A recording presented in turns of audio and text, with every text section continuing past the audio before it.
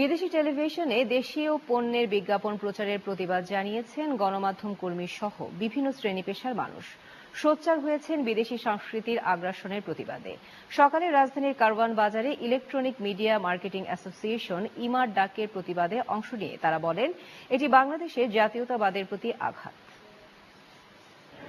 বিদেশি টেলিভিশনে দেশীয় পণ্যের বিজ্ঞাপন প্রচারের প্রতিবাদ এবং দেশের সংস্কৃতি রক্ষার দাবিতে সমাবেশ ও মানববন্ধন কর্মসূচি পালন করে ইলেকট্রনিক মিডিয়া মার্কেটিং অ্যাসোসিয়েশন ইমা। সমাবেশে অংশ নেন নানা শ্রেণী পেশার হাজারো মানুষ।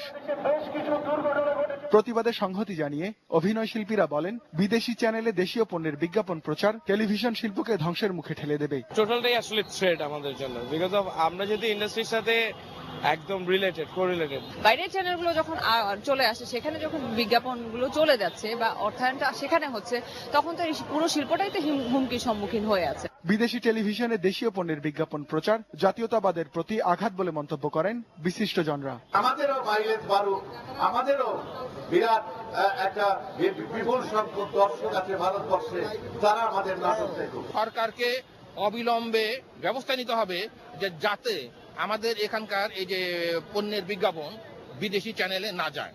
সমাবেশে দেশীয় টেলিভিশন চ্যানেলগুলো শুরুর দিকে রাখা, ভারতে বাংলাদেশি চ্যানেল প্রচারের ব্যবস্থা করা, যুগোপযোগী বিজ্ঞাপন প্রচার নীতিমালা তৈরিরও দাবি জানান সংগঠনের নেতারা।